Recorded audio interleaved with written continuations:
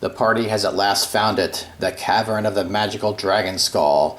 As they move up to inspect their prize, they hear an ominous sound of rocks grinding on rocks, and a door rolls out, a round door, and covers the exit.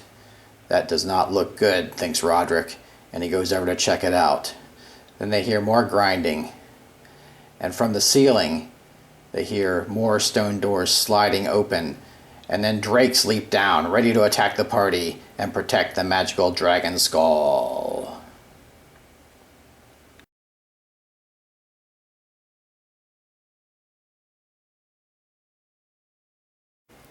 For the start of the project, I used to use regular cardboard, and I measured out 2.5-inch wide circles.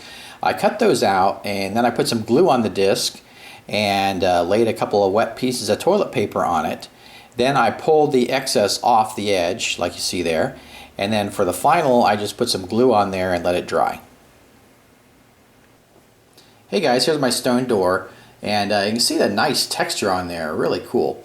We have a problem though with the corrugation. You can still see that on the edge, so I'm going to use a hot glue gun and just fill in those areas where the toilet paper didn't cover it up. So just go around the edge, and it's okay if it's a bit rough. It is a stone door, so no worries about that. So I'll just go around the edge and fill all that in and let it harden up for a second. Okay, now for the base I'm going to use an 1.25 inch washer that I've covered with hot glue, and I'm just going to put a dab of hot glue on the door, the circular door, and touch it to the base, and then just blend it in a little bit. And I love these washers. They give the doors weight so they don't slide around and that kind of thing. So there you go.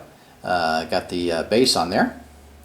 Now we need to paint this guy up. So I've spray painted it flat black, and I've got my 3 stone colors. I've got gray, burnt sienna, and coffee. And I'm going to water this gray down because I want that texture to pop out from the door. You could also use the sponge technique, but I decided to go with the kind of watered down gray technique.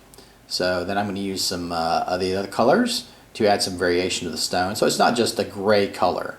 So now we'll let that dry up, and we'll be set to use them in our dungeons. Here is a last look at the stone door, a close-up, and I really like that texture and the variation in color that I put on there with the paint. Now one last step I didn't mention was in the vid was that I did use a light gray to dry brush this to bring out that texture. So there we go, there's our round stone door.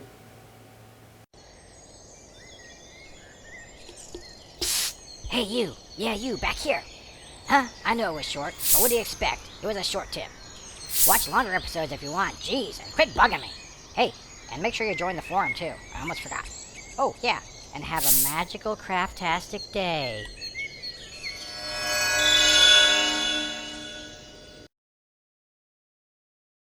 Looks like it's time to rock and roll!